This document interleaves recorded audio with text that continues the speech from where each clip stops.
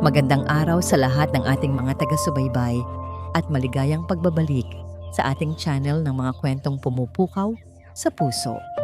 Ang kwento natin ngayon ay tungkol sa isang pusong hinubog ng dagat at isang tadhanang hindi niya kailanman inasahan. Halina't pakinggan natin ang unang kabanata ng Ang Hari ng Mga Alon at ng Perlas. Ang lungsod ng bituin ay isang halimaw na gawa sa salamin at bakal. Nagtataasan ng mga gusali na para bang sinusubukang abutin ng mga ulap at ang ingay ng mga sasakyan ay isang alon na hindi humihinto. Para sa isang binatang lumaki sa payapang nayon ng mga mangingisda, ang lahat ng ito ay nakakabingi, nakakatakot. Ngunit para kay Alon, ang lahat ng ingay at liwanag na ito ay may iisang dahilan. Ang ngiti sa mga mukha ni na bayani at amihan, ang kanyang itay at inay. Napahawak siya sa kwintas na gawa sa maliliit na kabibe na nakasabit sa kanyang leeg. Naalala niya ang umagang umalis siya, ang magaspang ngunit mapagmahal na kamay ng kanyang itay bayani sa kanyang balikat. Ipakita mo sa kanila ang lakas ng alon, anak, sabi nito. Ang mga matay nangingilid sa pagmamalaki. At si inay amihan naman na may nanginginig na mga kamay, isinabit ang kwintas sa kanya. Ito ang magiging gabay mo, ang bulong ng dagat, para hindi ka maligaw. Hindi sila ang tunay niyang mga magulang, alam niya iyon. Isang sanggol na natagpuan sa isang lumulutang na duyan matapos ang isang malakas na bagyo. Pero para kay Alon, sila ang kanyang mundo at ang gintong medalya sa Southeast Asian Games na ito, iyon ang magiging alay niya para sa kanila. Sa loob ng malawak na swimming complex ng Perlas Silangan, ibang mundo ang bumungad kay Alon. Ang amoy ng chlorine, ang hiyawan ng mga manonood kahit sa ensayo pa lang, ang lamig ng tubig sa kanyang balat. Dito, siya ay nasa bahay. Sumisid siya. Sa ilalim ng tubig, nawawala ang lahat ng ingay. Tanging ang pintig ng kanyang puso at ang tunog ng kanyang mga braso na humahati sa tubig ang kanyang naririnig. Ngunit may kakaiba ngayon. Parang may sariling pulso ang tubig dito. Isang enerhiyang tila gumagabay sa kanya, nagpapabilis sa bawat sipa, nagpapalakas sa bawat pag-abot. Mas mabilis, mas malakas. Nang umahon siya, humihingal. Nakita niya ang pagkamangha sa mukha ng kanyang coach. Ngumiti lang si Alon. Hindi niya ipapaliwanag. Hindi rin niya maintindihan. Sa loob ng locker room, habang nag-iisa, naramdaman niya ito. Isang kakaibang init sa kanyang kanang balikat. Ibinaba niya ang tuwalya at sumilip sa salamin. Doon, sa kanyang balat, ang marka na kasama niya mula pagkabata. Isang marka na hugis dragon, natutulog at paikot. Ngunit ngayon, may iba. Hindi na lang ito isang maitim na marka. Tila ito'y may sariling buhay, kumikinang sa isang mahinang, asul na liwanag na halos hindi makita. Ano ito? Bulong niya sa sarili. Hinawakan ng balat na tila may sariling init. Isang malakas na kalabog ang bumasag sa katahimikan. Napalingon si Alon. Mabilis na tinakpan ng tuwalya ang kanyang balikat. Sa may pinto, isang matandang tagapaglinis ang nakatayo. Nanlalaki ang mga mata, ang bibig ay bahagyang nakabukas sa pagkabigla. Nakatingin ito, hindi sa kanyang mukha, kundi sa kanyang balikat. Nagkatitigan sila ng isang segundong tila isang oras ang haba. Pagkatapos, tila natauhan ang matanda. Mabilis nitong pinulot ang nahulog na mop, yumuko ng paulit-ulit na parabang humihingi ng tawad at nagmamadaling umalis ng hindi nagsasalita ni isang salita. Naiwan si Alon na nakatayo roon, ang puso'y biglang kumakabog. Guni-guni lang ba niya ang lahat? Ang pagkinang ng marka?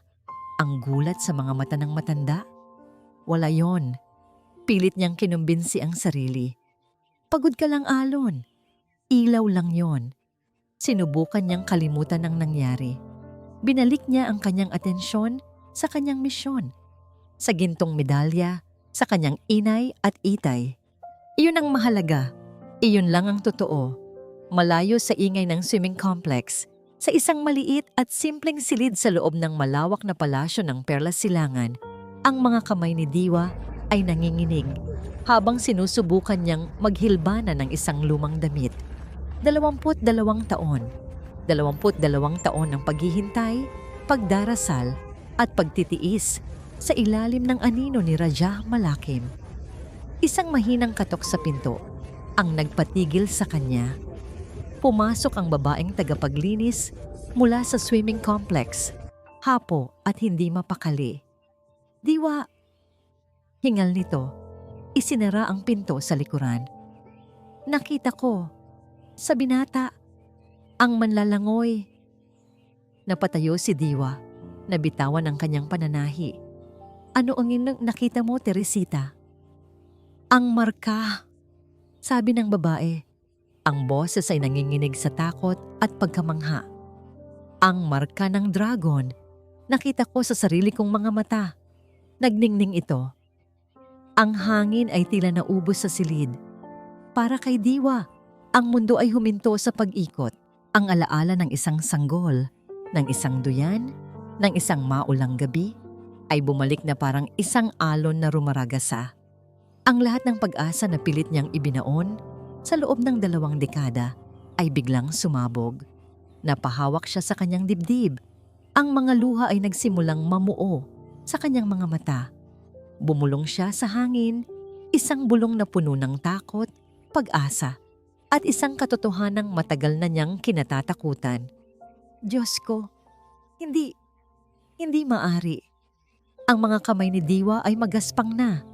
Puno ng kalyo mula sa 22 taon ng paglalaba, paglilinis, at pagpapakumbaba. Ngunit sa kanyang alaala, ang mga kamay na ito ay minsan nang naging malambot. Ang mga kamay na ito ang nag-iisang kumalong sa pinakamahalagang kayamanan ng kaharian ng Perlas Silangan. Ang gabi ng Unos, hindi niya iyon malilimutan kailanman. Ang hagupit ng ulan sa mga bintana ng palasyo ay kasabay ng hagupit ng takot sa kanyang puso. Sa loob ng silid, si Reyna Mayari, maputla ngunit matatag, ay niyakap ang kanyang bagong silang na anak sa huling pagkakataon.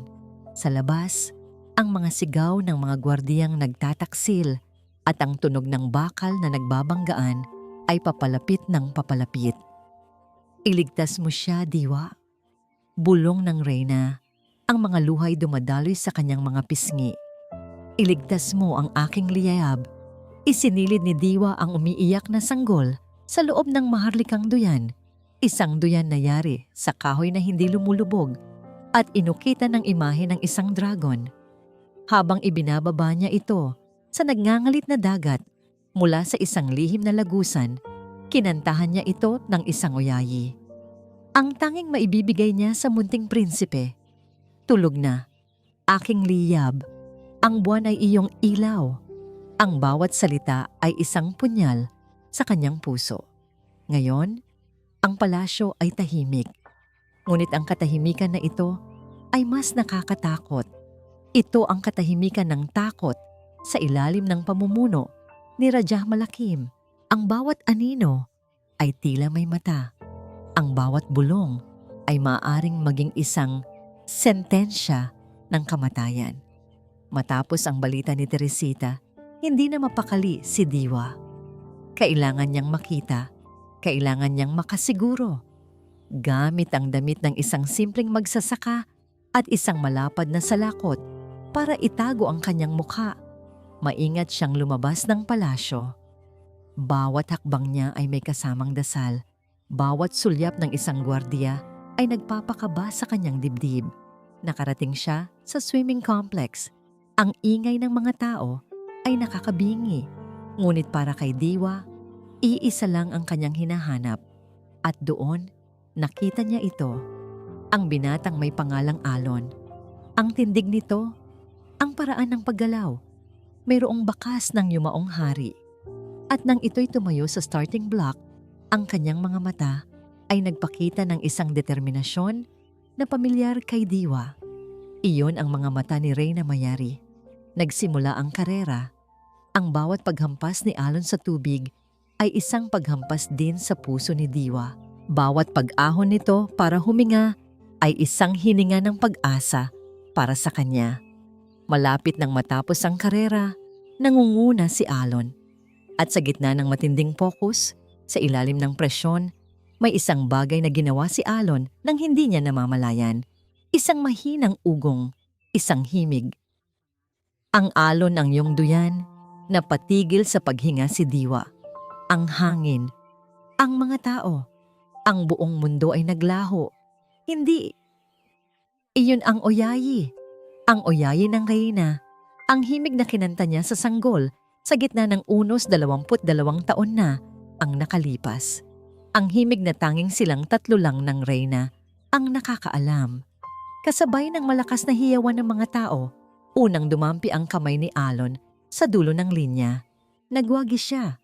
Ang buong estadyo may umalingaw-ngaw sa palakpakan at pagbubunyi para sa bagong bayani ng tubig. Ngunit hindi ito narinig ni Diwa. Nakatayo lang siya roon, hindi gumagalaw, habang ang mga luhang pilit niyang itinago sa loob ng 22 taon ay malayang dumaloy sa kanyang kulubot na mga pisngi. Napahawak siya sa kanyang dibdib. Ang sakit at ang saya ay nagsanib at isang hikbi ang kumawala sa kanyang mga labi.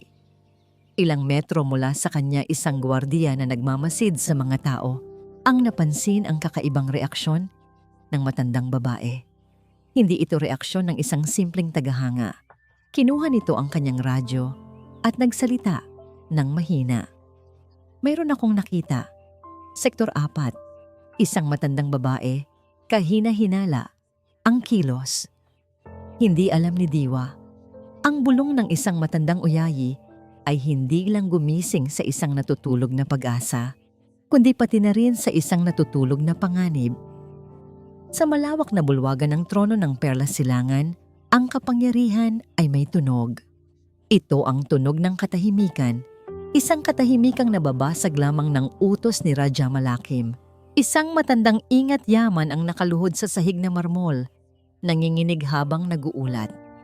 At dahil po sa sunod-sunod na bagyo, bumaba po ang ani ng perlas, mahal na rehente. Hindi kumibo si Raja Malakim. Nakaupo siya sa trono. Hindi ang sinaunang trono ng mga hari, kundi isang mas bago, mas madilim na upuang gawa sa itim na kahoy. Ang kanyang mga daliri ay marahang pinapaikot-ikot ang isang singsing na may itim na perlas sa kanyang hintuturo, ang tanging palamuti sa kanyang kamay. Kung gayon, nagsalita siya sa wakas, ang boses ay kalmado, ngunit may lamig na tumatagos hanggang sa buto. Taasan ng buwis ng mga mangingisda. Sila ang nakikinabang sa dagat. Dapat sila ang magbayad sa kapritsyo nito. Ngunit mahal na rehente, magugutom po sila. Itinigil ni Malakim ang pag-ikot sa kanyang singsing. Itinuon niya ang kanyang tingin sa ingat yaman. Iyon ba ay isang pagtutol? Ang takot sa mga mata ng matanda ay sapat ng sagot. Hindi po. Hindi po, mahal na rehente. Masusunod po ang inyong utos. Matapos ang pagpupulong, hindi sa kanyang mga silid, nagtungo si Malakim. Naglakad siya patungo sa pinakamataas na tore ng palasyo. Ang tore ng buwan, ang kulungan ng kanyang pinakamahalagang bilanggo. Natagpuan niya si Reyna Mayari na nakatayo, malapit sa bintanang may rehas, nakatingin sa karagatan. 22 taon ng pagkakakulong ay hindi nabura ang pagiging reyna sa kanyang tindig. Maganda ang araw, hindi ba, Mayari? Sabi ni Malakim. Ang boses ay may halong panunuya. Nasisiyahan ka ba sa tanawin na hindi mo na kailanman mapupuntahan? Hindi lumingon ang reyna. Mas nasisiyahan ako sa pagtingin sa dagat na minsan nang nagligtas sa aking anak mula sa isang halimaw. Ang panga ni Malakim ay nagtiim. Lumapit siya, ang anino niya ay tumakip sa liwanag na pumapasok sa bintana. Ang iyong anak ay patay na. Isang alaala na nilamon ng alon. Ako na ang hari ngayon. Humarap sa kanya si Mayari, ang mga matay nag-aapoy. Maari mong agawin ang isang trono, Malakim. ngunit hindi mo maaagaw ang katapatan at hindi mo makukuha ang paggalang. Isang ngisi ang gumuhit sa labi ni Malakim, isang ngising puno ng lason. Ang paggalang ay para sa mga mahihina. Ang kailangan ko lang ay ang iyong takot. Bago pa siya makasagot, isang kapitan ng mga gwardiya ang dumating, humihingal. Mahal na rehente, mayroon po akong ulat. Umalis si Malakim sa tore. Iniwan si Mayari sa dilim. Ano yon? Tanong niya nang makalayo na sila. Ang ulat mula sa stadium. Ang matandang utusan na si Diwa. Kumilos po siya ng hinahinala matapos manalo ang isang manlalangoy na nagngangalang Alon. Kumunot ang noo ni Malakim. Si Diwa? Bakit magkakaroon ng interes ang isang hamak na tagasilbi sa isang atleta? Nagsimula siyang maglakad pabalik sa kanyang silid. Ang isip ay mabilis na nagdurugtong-dugtong. Isang matandang lingkod na tapat sa dating reyna, isang bagong bayani na biglang sumulpot, bigla siyang huminto. Ang manlalangoy, sabi niya sa kapitan. Mayroon ba siyang kakaibang marka? Nagulat ang kapitan. Paano niyo po nalaman? Ayon po sa mga bali-balita, mayroon daw po siyang marka ng dragon sa kanyang balikat. Ang kalmadong anyo ni Malakim ay naglaho. Isang madilim na ulap ang bumalot sa kanyang mukha. Pumasok siya sa kanyang pribadong silid at isinara ng malakas ang pinto. Sa likod ng isang malaking estante ng mga libro, mayroon siyang isang lihim na lagayan. Binuksan niya ito. Sa loob, hindi mga dokumento o ginto ang nakatago, kundi isang maliit na larawan. Isang larawan ni Reyna Mayari noong kabataan nito. Nakangiti. Bago pa man nito nakilala ang yumaong hari. Bago pa man nito tinanggihan ang pag-ibig na inalay niya. Hindi. Bulong ni Malakim sa sarili. Ang boses ay puno ng galit na 2 dekada niyang kinimkim. Ang lahat ng kanyang pinaghirapan, ang lahat ng kanyang itinayo, hindi maaaring masira ng isang multo mula sa nakaraan. Lumabas siya ng silid. Ang kanyang mukha ay isang maskara ng malamig na determinasyon. Tinawag niya ang kapitan ng mga gwardya. Ang kanyang utos ay maikli, malinaw, at walang awa. Hanapin ang manlalangoy na yon at dalhin sa akin ang matandang diwa. Pakiramdam ni Alon ay may mga matang nakasunod sa kanya. Mula nang manalo siya sa qualifying race, isang hindi maipaliwanag na kaba ang bumalot sa kanya. Pilit niyang iwinaksi ito bilang pagod lang o pananabik para sa finals. Ngunit habang naglalakad siya sa mga abalang kalye ng lungsod ng Bituin, pabalik sa kanyang tinutuluyang dormitoryo, ang pakiramdam ay lalong lumalala. Isang anino sa kanyang peripheral vision, isang mukha sa karamihan na tila masyadong matagal nakatingin. Guni-guni lang ba? Biglang bumuhos ang ulan. Hindi malakas, ngunit sapat para magbukas ng payong ang mga tao at magmadali sa paglalakad. Ang kaninang maliwanag na kalye ay naging isang dagat ng mga gumagalaw na payong. Sa gitna ng munting kaguluhan, isang kamay ang biglang humawak sa kanyang braso. Sumama ka sa akin. Mabilis! Nagulat si Alon.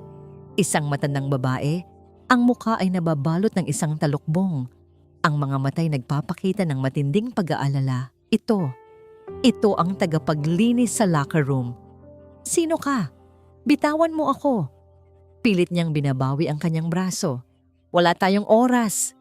Giit ng babae. Hinihila siya palayo sa pangunahing daan at papasok sa isang makitid at madilim na eskinita sa pagitan ng 2 gusali. Ang amoy ng basa at lumot ang sumalubong sa kanila. Sinusundan kanila. Ang mga gwardiya ni Malakim. Malakim? Sino si Malakim? Anong pinagsasabi mo? Naguguluhang tanong ni Alon.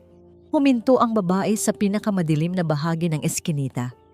Tinanggal niya ang kanyang talukbong at sa malabong liwanag mula sa kalye, nakita ni Alon ang kanyang mukha. Isang mukha na puno ng pighati at desperasyon. Ang pangalan ko ay Diwa. Makinig ka sa akin, binata. Sabi ni Diwa, ang boses ay nanginginig. Hindi ka si Alon. Iyan ang pangalang ibinigay sa iyo ng dagat. Ang tunay mong pangalan ay Liab. Natawa si Alon. Isang tawang walang saya. Ano? Nababaliw ka na ba, Lola? Ang pangalan ko ay Alon. Ang mga magulang ko ay sina Bayani at Amihan, mga mangingisda. Sila ang kumukop sa iyo. Sila ang nagligtas sa iyo. Tumulo ang mga luha sa mata ni Diwa. Ngunit hindi sila ang iyong tunay na mga magulang. Ang iyong ina, ang iyong tunay na ina ay si Reyna Mayari. Napatigil si Alon. Reyna Mayari, ang reyna ng Perlas Silangan.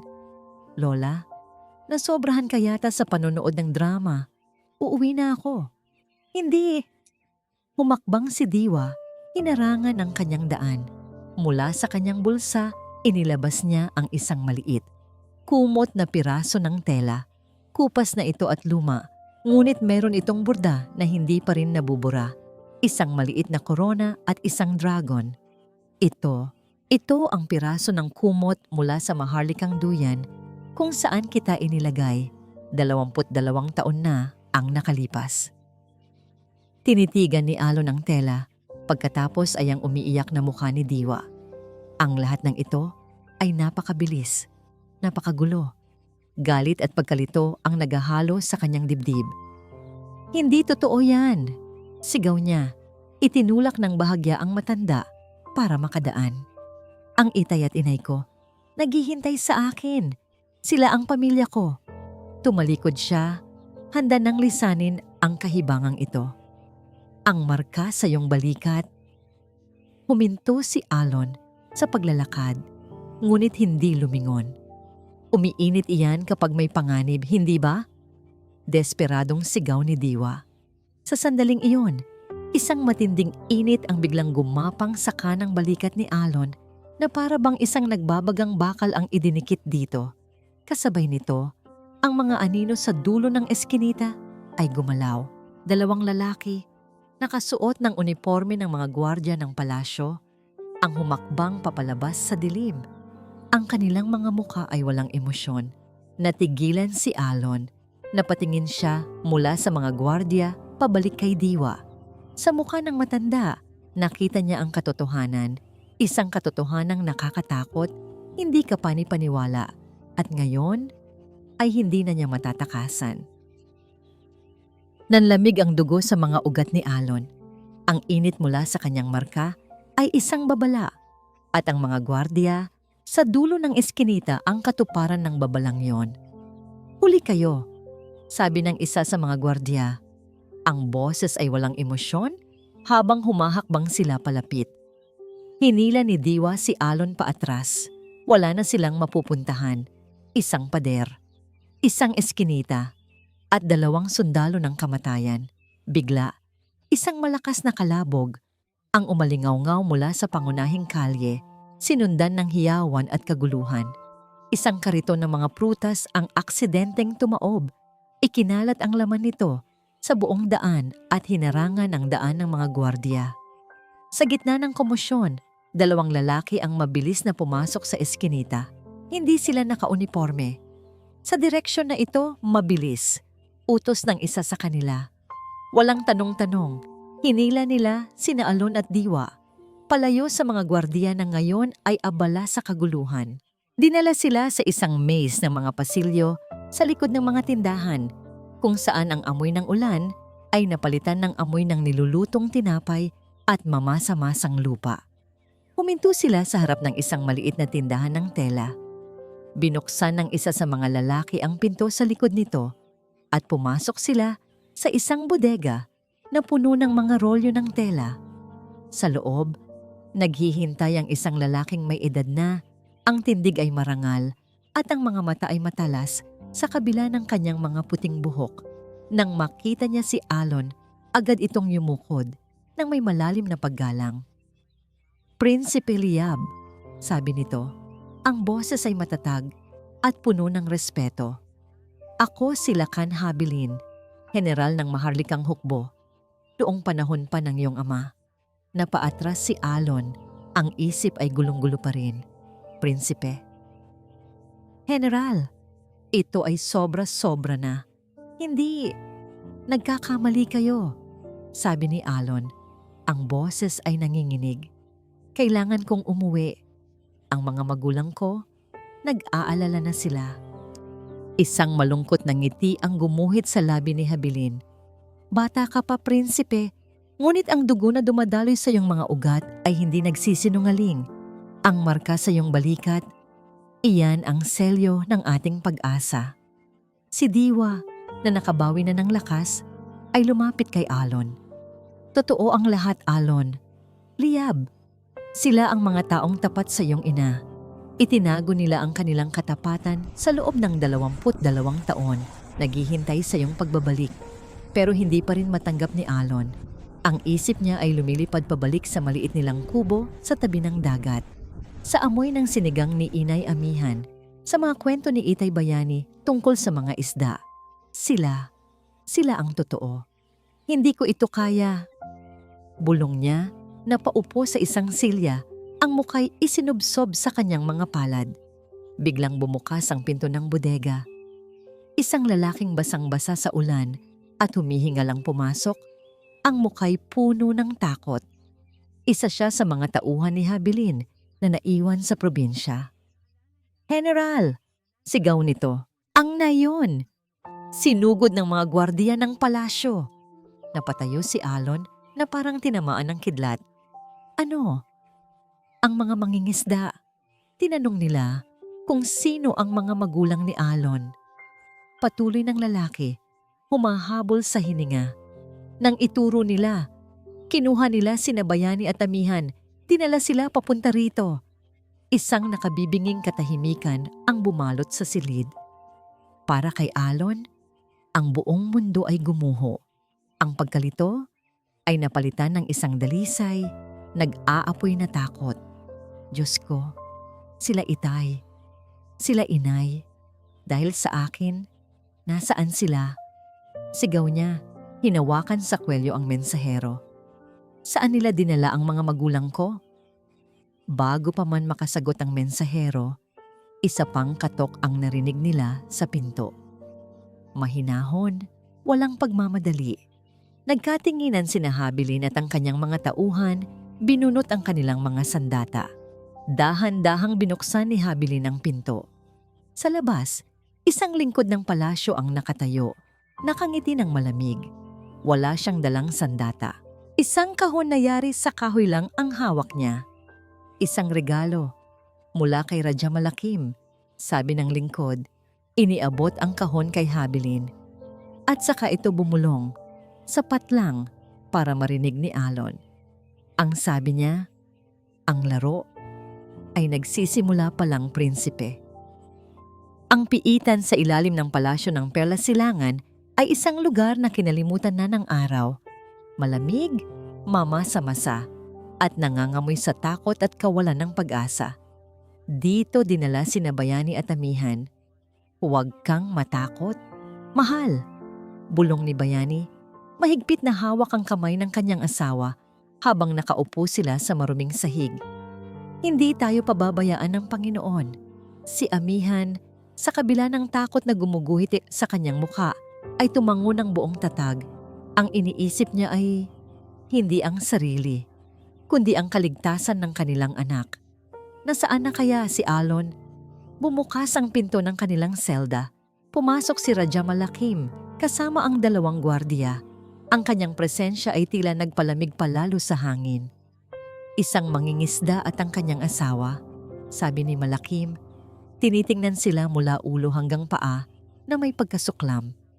Hindi ko akalain na ang mga kamay na amoy isda ang siyang humubog sa nawawalang prinsipe.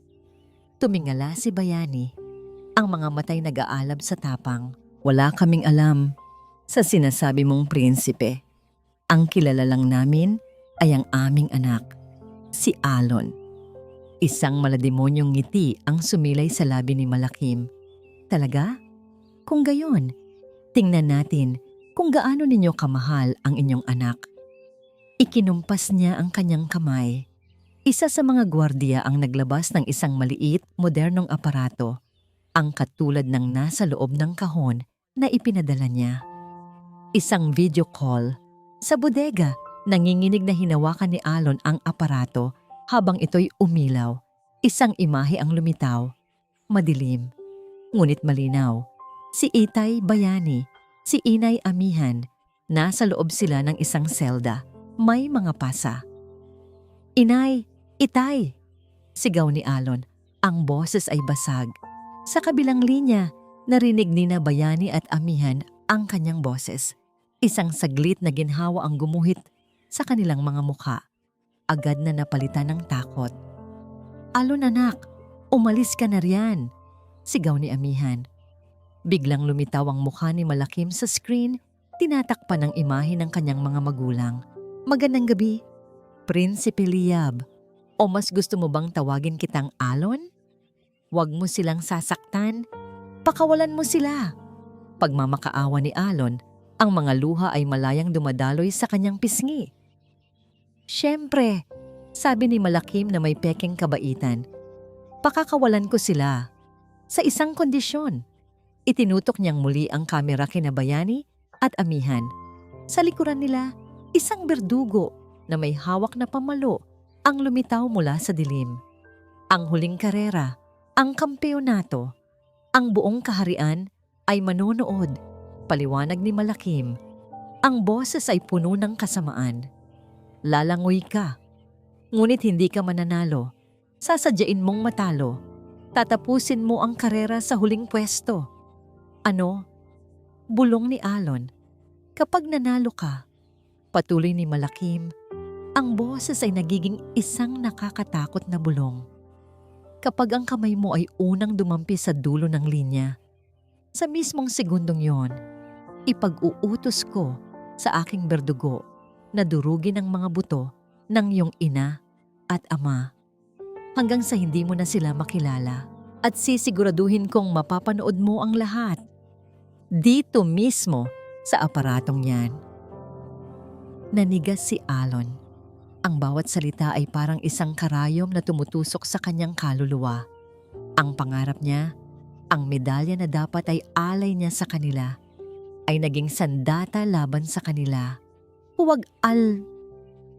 Hindi na natapos ni Amihan ang kanyang sasabihin.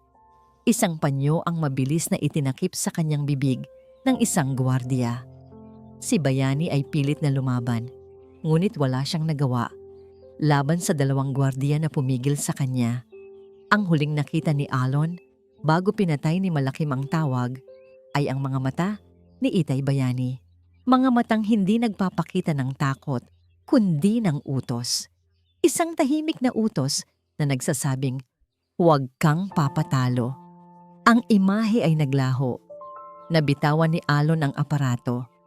Bumagsak ito sa sahig na may kasamang malakas na kalabog. Pagkatapos, isang sigaw. Isang sigaw na nagmula sa kaibuturan ng kanyang pagkatao. Isang sigaw ng galit, ng takot, at ng isang pusong pinipiga hanggang sa madurog. Pinagsusuntok niya ang pader ng bodega, paulit-ulit, hanggang sa ang kanyang mga kamao ay dumugo. Hindi niya nararamdaman ang sakit. Ang tanging nararamdaman niya ay ang imahe ng kanyang mga magulang sa kamay ng isang halimaw. Nakatayo lang sina Diwa at Habilin. Ang kanilang mga puso'y dinudurog para sa bata. Alam nila, sa gabing ito, hindi lang isang atleta ang winasak ni Raja Malakim. Winasak niya ang isang prinsipe bago pa man nito mahanap ang kanyang korona. Sa kabilang dulo ng linya, sa malamig na piitan, ibinulsa ni Malakim ang kanyang aparato. Isang ngiti ng lubos na tagumpay ang gumuhit sa kanyang mga labi. Alam niya, nabali na niya ang espiritu ng huling tagapagmana. Tumingin siya sa kanyang kapitan. Ihanda ang stadium at doblehin ang mga gwardiya. Magkakaroon tayo ng isang napakagandang palabas. Nakatayo si Alon sa gitna ng bodega. Ang mga kamao ay duguan, ang mga matay walang buhay.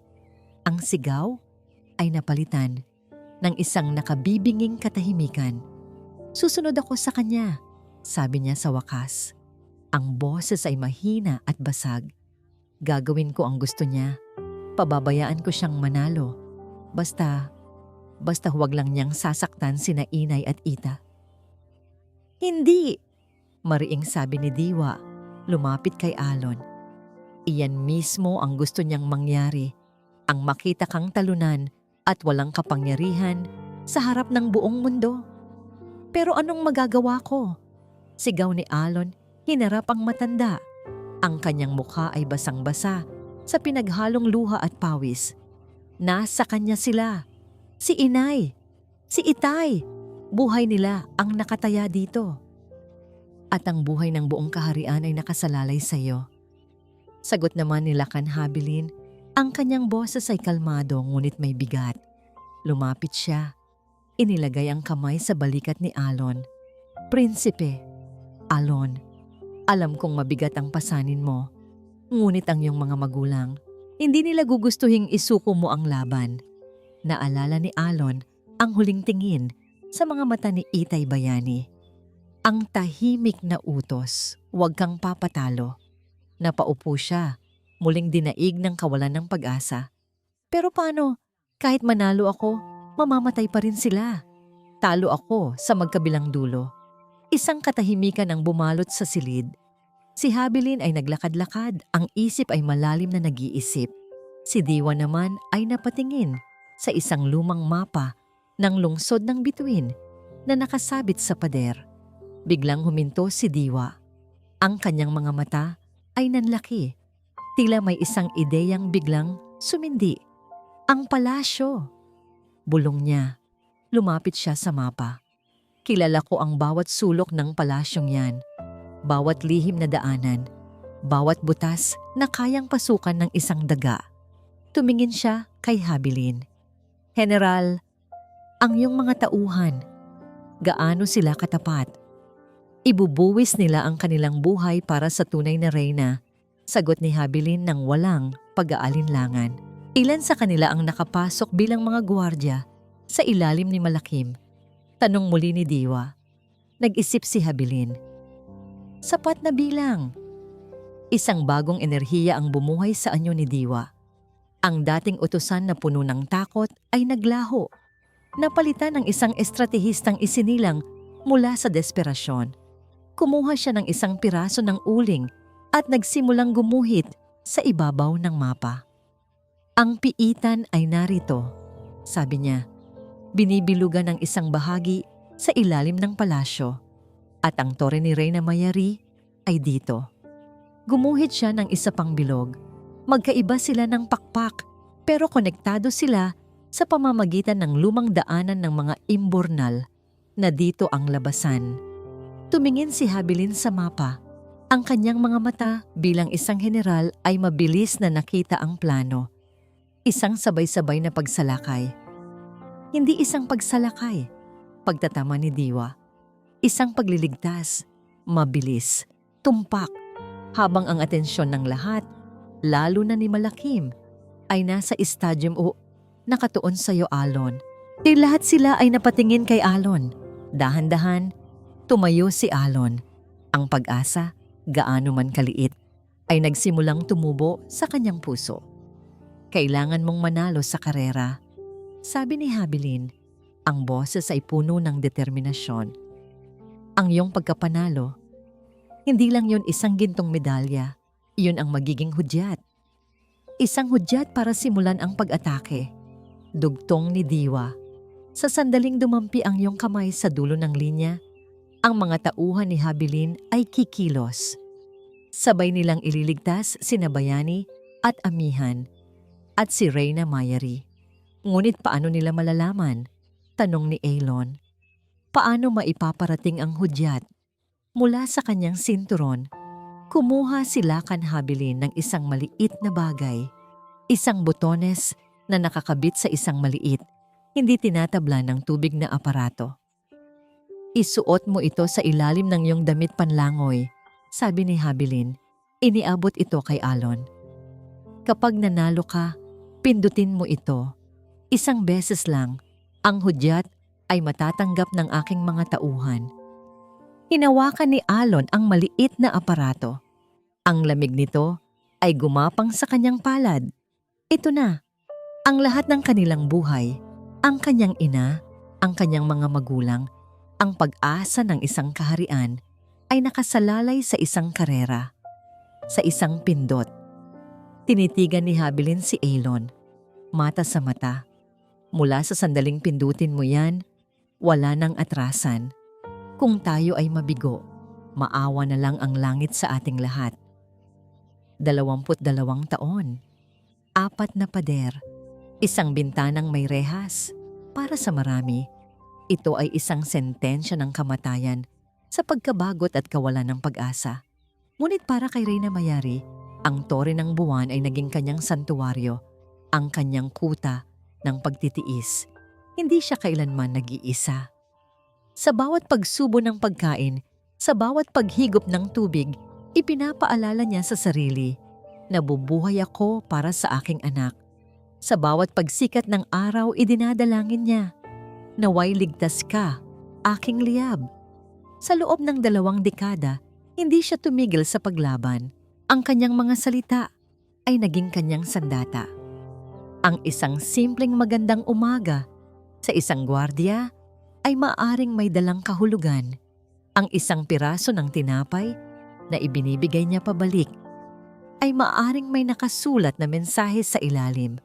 Nakabuo siya ng isang network ng katapatan na hindi nakikita, isang web ng mga bulong at mga senyas na hindi kayang tuklasin ng tiranikong si Malakim. Ngayong gabi, may kakaiba sa hangin. Isang tensyon na gumagapang sa mga pader ng palasyo. Naramdaman niya ito sa paraan ng paglakad ng mga gwardiya sa labas ng kanyang pinto. Mas mabilis, mas alerto. Naramdaman niya ang pagbabago, ang pag-ikot ng gulong ng tadhana. Isang batang gwardiya, si Marco, ang nagdala ng kanyang hapunan. Isa siya sa mga pinagkakatiwalaan ni Habilin. Nang ilapag nito ang tray, ang kanyang hinlalaki ay kagyat na itinuro ang buwan na nakaukit sa gilid ng plato. Pagkatapos ay itinuro ang sarili niyang dibdib. Naintindihan ni Mayari, ang buwan ay nasa puso. Isang senyas na ang kanilang pag-asa, ang buwan na sumisimbolo kay Mayari ay malapit na. Nang umalis na ang gwardiya, lumapit si Reyna Mayari sa bintana. Ang buwan ay bilog at maliwanag. Ang liwanag nito ay tila isang sinag ng pag-asa na tumagos sa rehas na bakal. Ito ang buwan ng Diyosang si Mayari, ang kanyang patron. Ang gabing ito ay sagrado. Ipinikit niya ang kanyang mga mata at inilagay ang kanyang mga palad sa malamig na bato ng pader.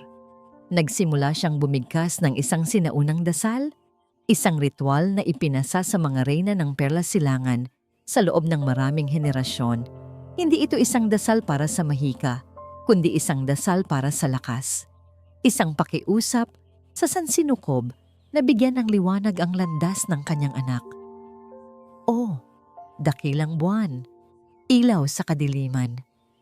Pakinggan mo ang panalangin ng isang ina. Bigyan mo ng lakas ang mga alon na gagabay sa kanya. Bigyan mo ng init ang apoy sa kanyang pangalan. Ibalik mo sa amin ang liwanag na matagal nang ninakaw. Samantala, sa kanyang silid, si Raja Malakim ay hindi mapakali. Ang balita tungkol sa pagtakas ni Diwa ay isang tinik sa kanyang lalamunan. Alam niyang mayroon siyang hindi nakikita. Biglang bumukas ang pinto. Pumasok ang kapitan ng mga gwardiya.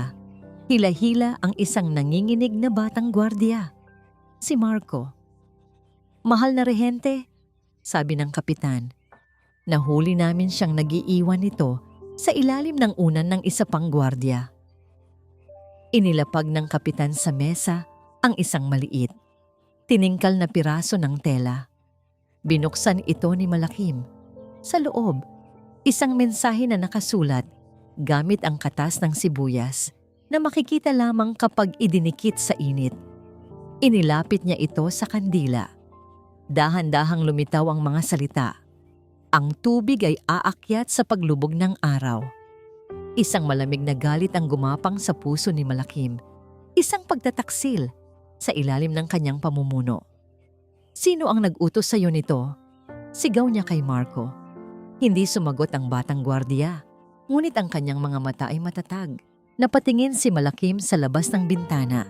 sa direksyon ng tore ng buwan.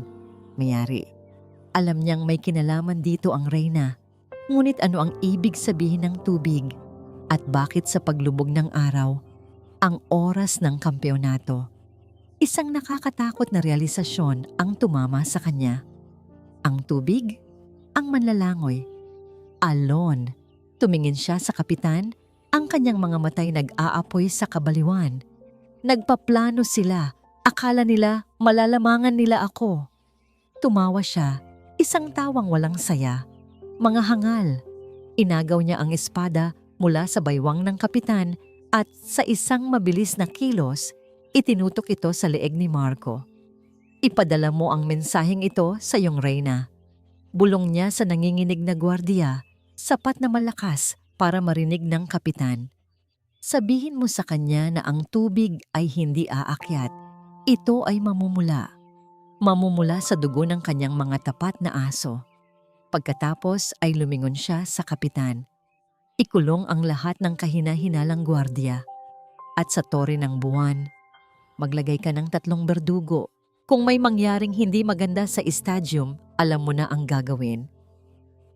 Ang hangin sa stadium ay puno ng kuryente. Ang hiyawan ng libu-libong tao ay tila isang alon na umalingaw-ngaw sa buong lungsod ng bituin. Ang bawat sulok ay puno ng manonood. Nakatuon ang mga mata sa pinakainaabangang laban ng Southeast Asian Games, ang Men's 200-meter freestyle. Nakatayo si Alon sa starting block. Ang numero sa kanyang cap ay nagkikinang sa ilalim ng matatalim na ilaw. Sa kanyang paningin, blurred ang lahat ng nasa paligid. Ang tanging nakikita niya ay ang kanyang lane, ang tubig, at sa kanyang isip, ang mukha ni na Inay Amihan at Itay Bayani. Ang maliit na aparato na itinago niya sa ilalim ng kanyang racing suit ay tila isang pulso na bumubugbog sa kanyang dibdib. Sa kanyang isip, hindi lang ang kanyang buhay ang nakasalalay dito. Huwag mong kalimutan, prinsipe. Ang boses ni Malakim, malamig at mapanukso, ay umalingaw-ngaw sa tiny earpiece na sa pilitang ipinasuot sa kanya. Bawat sipa mo, bawat galaw mo, nakikita ko at nakikita rin ng iyong mga magulang ang bawat kilos mo. Isang maliit na monitor na hindi nakikita ng publiko at nakakabit sa gilid ng kanyang starting block. Ang umilaw. Sa screen, ang piitan. Si Bayani at Amihan nakatali sa isang haligi. At sa tabi nila, isang malaking tao. May piring ang mata, hawak ang isang mabigat na pamalo, naghihintay ng utos. Talunin mo ako at mamamatay sila. Patuloy ni Malakim. Ang kanyang tawa ay isang lason. Talunin mo ako at ang iyong gintong medalya ay mamantsahan ng dugo ng mga taong nagpalaki sa iyo. Isuko mo. Iligtas mo sila. Magpanggap kang walang silbi. Ang mga salita ni Malakim ay parang mga tinik na bumaon sa puso ni Alon. Ang mga pisngi niya ay basa na sa luha, ngunit hindi niya pinapansin. Ang kanyang isip ay isang larangan ng digmaan, ang pagmamahal sa kanyang mga magulang at ang utos na huwag sumuko. Ang huling tingin ni Itay Bayani, ang pag-asa sa mga mata ni Diwa at Lakan Habilin. Lahat ng mata ay nakatuon sa starter. Ang buong stadium ay natahimik. Ang puso ni Alon ay humampas ng napakabilis. Ang mga salita ni Malakim ay patuloy na umalingaw-ngaw. Talunin mo ako at mamamatay sila. Ngunit sa gitna ng lahat ng ingay at banta, isang mahinang tinig ang narinig niya sa kanyang isip. Ang boses ni Amihan. Mahal ka namin, anak. Huwag kang susuko. Isang pangungulila. Isang panalangin. Isang huling paghinga. Sumisid si Alon sa tubig. Ang bawat sipa ay isang alaala. Si Itay Bayani, tinuturuan siyang lumangoy sa gitna ng malalaking alon. Huwag kang matakot, Alon. Sumama ka sa agos, pero huwag kang magpatangay. Ang tawa ni Inay Amihan habang hinuhuli nila ang maliliit na isda. ang mainit na haplos ng kanyang marka ng dragon. Sa bawat lap, mas bumibilis si Alon. Hindi niya pinansin ang sakit sa kanyang mga hita. Hindi niya pinansin ang pagod sa kanyang baga. Ang tanging nakikita niya ay ang piitan sa monitor, ang berdugo na handang-handa, at ang mga mukha ng kanyang mga magulang. Huling lap! Sigaw ng mga komentarista. Alon ang nangunguna. Isang kamangha-manghang pagganap. Ang hiyawan ng mga tao ay nakakabingi. Ngunit sa kanyang tainga, ang boses ni Malakim ay nangingibabaw. Hindi pa huli ang lahat, prinsipe. Sumuko ka. Para sa kanila. Nakita ni Alon ang dulo ng linya. 1 metro, kalahating metro. Ang huling sipa, ang huling pag-abot. Ang imahe sa kanyang monitor ay nanatili. Ang berdugo, ang pamalo. Isang matalim na desisyon, isang huling paghinga, isang saksak sa puso ang naramdaman ni Alon nang tuluyang mawala ang imahe sa screen. Naging itim ang lahat, ngunit bago pa man mawala ang imahe sa isang split second, mayroon siyang ginawa. Isang mabilis na pindot. Ang buong estadium ay umalingaw-ngaw sa walang patid na hiyawan at palakpakan. Ang scoreboard ay malinaw na ipinapakita. Alon, gold medalist. Sa ilalim ng palasyo, sa madilim na piitan, si Bayani at Amihan ay nakatali pa rin. Ang berdugo ay nakatayo sa kanilang tabi, nakataas ang pamalo, naghihintay ng hudyat. Narinig nila ang malakas na pagbubunyi mula sa itaas, ngunit hindi nila alam kung ano ang ibig sabihin nito. Mabuhay si Alon, mabuhay ang aming anak. Bulong ni Bayani. Ang luha ay dumadaloy sa kanyang muka sa pagmamalaki at takot. Biglang bumukas ang pinto ng piitan. Ngunit hindi ang mga gwardiya ni Malakim ang pumasok. Sina Lakan Habilin kasama ang kanyang mga tauhan ang sumugod papasok. Ang kanilang mga muka ay puno ng determinasyon. Para sa Reyna, para sa Perlas Silangan, sigaw ni Habilin. Mabilis at tumpak ang kanilang paggalaw. Ang mga gwardiya ni Malakim sa piitan ay mabilis na nabuwag. Ang berdugo ay agad na pinabagsak. Bago pa man makapagsimula ng anumang aksyon, agad na nilapitan ni Habilin sina Bayani at Amihan. Pinutol ang kanilang mga tali. Sina Alon, ligtas ba siya? Tanong ni Amihan, ang kanyang mga matay naghahanap ng kasagutan. Nakamit niya ang tagumpay, inay. Sabi ni Habilin, ang kanyang mga matay nagniningning at iyon ang hudyat. Samantala, sa Tore ng Buwan, 3 gwardiya ang nakabantay sa pintuan ng silid ni Reyna Mayari. Ayon sa utos ni Malakim, sila ang papatay sa Reyna kung magulo ang estadyum. Ngunit bago pa man sila makakilos, isang anino ang gumalaw sa likod nila. Isa-isa silang pinabagsak ng mga tauhan ni Habilin na lihim na nakapasok. Bumukas ang pinto. Nakatayo si Reyna Mayari sa loob, mahinahon, ang kanyang mga matay nakatingin sa labas ng bintana. Parang alam na niya ang mangyayari. Lumapit sa kanya ang isa sa mga tauhan, yumukod. Mahal na Reyna, ligtas po kayo. Malaya na po kayo. Sa kanyang pribadong control room sa ilalim ng estadyum, si Raja Malakim ay nakatingin sa malaking screen na nagpapakita ng replay ng karera. Ang mukha niya ay namumula sa galit. Hindi maaari. Sigaw niya, pinagsusuntok ang mesa. Paano siya nanalo? Bakit hindi gumana ang hudyat? Bigla, bumukas ang pinto. Pumasok si Diwa, kasama ang 2 sa mga tauhan ni Habilin. Ang kanyang mukha ay puno ng matandang pighati, ngunit mayroong matatag na determinasyon. Hindi ito ang iyong laro, Malakim, sabi ni Diwa.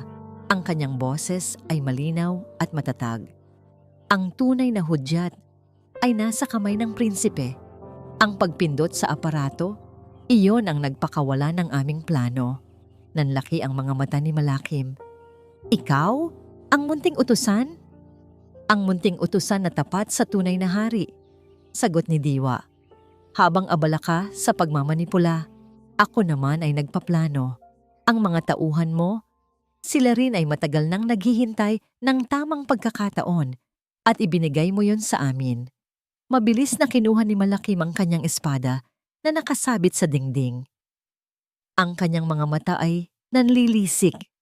Kung gayon, mamamatay kang kasama ng iyong traidor na prinsipe. Hindi niya inatake si Diwa. Sa halip, sa isang kilos ng desperasyon at kabaliwan, biglang tumakbo si Malakim papalabas ng control room. Hindi ko hahayaang manalo kayo. Hindi ko hahayaang umupo ang prinsipe sa aking trono. Sigaw niya. Ang kanyang boses ay tila isang huling hiyaw ng isang halimaw na nasukol na. Tuwid ang ulo ni Alon habang tinatakbo ang daan patungo sa palasyo. Hindi na siya isang mangingisda. Hindi na siya isang atleta. Siya ay Prinsipe Liab at ang kanyang pamilya ay nasa panganib. Ang ingay ng estadium ay naiwan na. Ngayon, ang naririnig niya ay ang mga sigaw ng digmaan sa loob ng palasyo. Isang madugong pakikipaglaban sa pagitan ng mga tapat na gwardiya ni Malakim at ng mga lihim na tauhan ni Lakan Habilin. Sa kanyang pagpasok sa pangunahing bulwagan, nakita niya ang isang nakakagulat na eksena. Nakatayo si Diwa, matatag sa kabila ng edad, sa harap ng isang nagngangalit na Raja Malakim. Hawak ni Malakim ang kanyang espada. Nakataas, handang-handa na ihampas sa matanda. Mamatay kang traidor, sigaw ni Malakim. Ang kanyang mukha ay balot ng matinding galit at kabaliwan. Huwag, sigaw ni Alon. Sumugod pa sulong. Sa isang iglap, inilabas ni Alon ang isang matalim na kutsilyo na ginagamit sa pangingisda na laging nakasukbit sa kanyang baywang. Hindi siya sumugod ng direkta. Sa halip, ginamit niya ang kanyang bilis at liksi na natutunan mula sa paglangoy at paggaya sa mga alon. Umiwas siya sa atake ni Malakim, pagkatapos ay mabilis na bumaba. Ginamit ang kanyang kutsilyo para putulin ang strap ng kaluban ng espada ni Malakim sa baywang. Isang galaw na natutunan niya mula kay Itay Bayani, ang mabilis na pagputol ng lambat upang makawala ang isang isda. Bumagsak ang kaluban at espada ni Malakim sa sahig. Nanlaki ang mga mata ni Malakim sa pagkabigla. Nilingon niya si Alon na ngayon ay matatag na nakatayo. Ang kutsilyo ay nakatutok sa kanya. Hindi mo ako kayang talunin, bata. Bulong ni Malakim. Ang kanyang boses ay nanginginig. Ako ang hari dito. Ikaw ay isang tiran, sagot ni Alon. Ang kanyang boses ay hindi na nanginginig. At ang iyong paghahari ay tapos na. Sa sandaling iyon, sumugod ang mga tauhan ni Habilin at agad na pinusasan si Malakim na patuloy pa ring lumalaban at nagmumura. Mula sa likuran ng bulwagan, isang boses ang sumigaw. Alon, anak! Nilingon ni Alon. Doon, tumatakbo patungo sa kanya sina Inay Amihan at Itay Bayani. Nagkasama na rin sila ni Lakan Habilin. Tumakbo si Alon patungo sa kanila. Niyakap ng mahigpit ang kanyang mga magulang. Inay, Itay, ligtas na kayo. Anak, ang aming anak. Hikbi ni Amihan, hinahaplos ang mukha ng binata. Hindi kami makapaniwala. Alam kong hindi mo kami pababayaan, Alon. Sabi ni Bayani, mahigpit na niyakap ang anak. Habang nagyakapan sila, isang marangal na babae ang lumitaw mula sa likuran nina Habilin. Ang kanyang mukha ay maputla, ngunit ang kanyang mga mata ay nagniningning. Si Reyna Mayari, nakatitig siya kay Alon. Ang kanyang mukha ay basang-basa sa luha. Ang mga alaala ng isang sanggol, ng isang oyayi, ng isang nawawalang pag-asa ay bumalik. Dahan-dahang lumapit si Reyna Mayari kay Alon. Ang kanyang mga kamay ay nanginginig. Si Alon naman, nang makita ang Reyna, ay naramdaman ng isang kakaibang koneksyon sa kanyang dibdib. Isang pag-iral na hindi niya kailanman naramdaman. Ang kanyang marka ng dragon ay uminit. Nagkatitigan sila. 22 taon ng paghihiwalay ay naglaho sa isang sandali. Aking Liab, bulong ni Reyna Mayari, inabot ang kanyang kamay. Dahan-dahang hinawakan ni Alon ang kamay ng Reyna.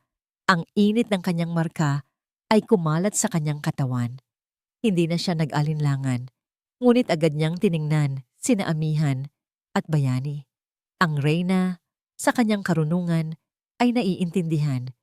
Ngumiti siya, isang nangiti na puno ng pagtanggap at pagmamahal.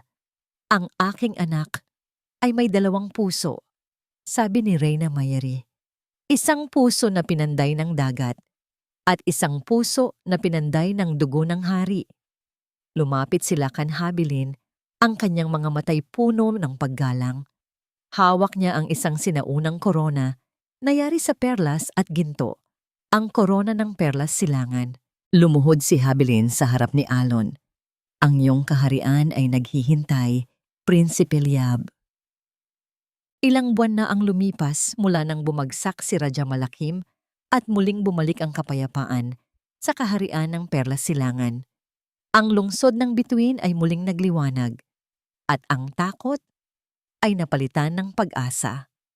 Si Prinsipe Liab, ang bagong hari, ay hindi tulad ng inaasahan ng marami. Nang ilagay sa kanyang ulo ang korona ng Perlas Silangan, hindi siya nagbigay ng isang mahabang talumpati tungkol sa kapangyarihan. Sa halip, nagsalita siya tungkol sa mga alon at sa buwan, tungkol sa kahalagahan ng pagmamahal ng isang pamilya at ang pagmamalaki ng pagiging anak ng dagat. Ang aking kaharian ay hindi lamang ang lupa at mga gusaling ito, sabi niya sa kanyang coronation. Ang kanyang boses ay nag-echo sa buong bulwagan. Ito ay ang bawat puso ng aking mamamayan. Ang bawat mangingisda, bawat magsasaka, bawat mangangalakal, at para sa kanila, ako ay magsisilbing tulay, tulay sa pagitan ng kaharian at ng karaniwang tao. At tinupad niya ang kanyang salita. Hindi lang sa palasyo nakikita si Haring Liab. Madalas, makikita rin siya sa nayon ng mga mangingisda.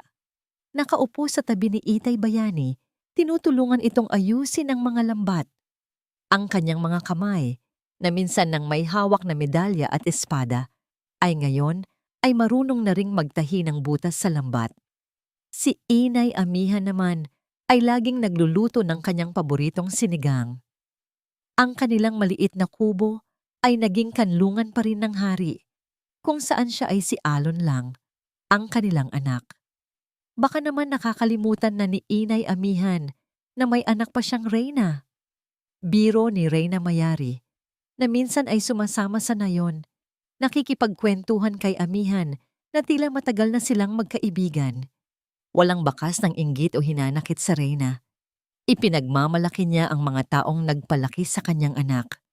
Pinagsama ni Liab ang 2 mundo. Ang kanyang mga desisyon ay hindi lang nanggagaling sa mga batas ng kaharian, kundi pati na rin sa pangunawa sa pang-araw-araw na pamumuhay ng kanyang mga mamamayan. Isang hapon, nasa dalampasigan si Haring Liab. Nakaupo sa buhangin, pinagmamasdan ang paglubog ng araw sa abot-tanaw. Sa kanyang tabi, nakaupo sina Reyna Mayari, Diwa, Lakan Habilin, at siyempre, sina Itay Bayani at Inay Amihan. Ang kanyang marka ng dragon sa balikat ay hindi na nagbabaga sa init ng panganib. Ngayon, ang init nito ay tila isang payapang alaala, isang simbolo ng kanyang paglalakbay. Sa wakas, nahanap niya ang kapayapaan. Naramdaman niya ang kamay ni Reyna Mayari sa kanyang isang balikat at ang kamay ni Inay Amihan sa kanyang isa pa. Ikaw ang hari ng mga alon, bulong ni Amihan, at ikaw ang hari ng mga perlas, dugtong ni Reyna Mayari. Tumingin si Liab sa kanila at pagkatapos ay sa karagatan, ang hangin ay humihip. Ang mga alon ay patuloy na bumubulong. Naramdaman niya na siya ay buo. Isang hari, isang anak. Ang Prinsipe Liab na pinaghiwalay ng dagat at ang alon na ibinalik ng dagat. Ngayon, siya ang tulay sa pagitan ng lahat ng yon. At ito ang tunay niyang kaharian, ang kapayapaan sa kanyang puso. At dito po nagtatapos ang kwento ni Haring Liab, ang hari ng mga alon at perlas. Isang paglalakbay na nagturo sa atin na ang tunay na kapangyarihan ay hindi matatagpuan sa trono, kundi sa puso. Ang tunay na kayamanan ay wala sa ginto, kundi sa pagmamahal ng pamilya, sa dugong dumadaloy, at sa mga taong nagbigay sa atin ng pag-aaruga. Taos-puso po akong nagpapasalamat sa inyong walang sawang pagsubaybay sa bawat kabanata ng kwentong ito. Ang bawat sandali ng inyong pakikinig ay inspirasyon para sa amin. I-comment nyo lang po sa ibaba ang inyong mga saloobin, ang inyong mga natutunan, at ang inyong paboritong bahagi ng kwento. Kung nagustuhan nyo ang kwentong ito, isang pindot lang po sa like button, ay share nyo po sa inyong mga kaibigan. At syempre, huwag kalimutang mag-subscribe sa aming channel para sa mas marami pang kwentong bubuklod sa ating mga puso. Muli, ako po ang inyong lingkod, nag-iiwan ng isang paalala. Ang bawat puso ay may sariling kwento at ang bawat kwento ay may aral na naghihintay. Hanggang sa muli nating paglalakbay sa mundo ng mga kwentong pag-ibig, paalam po.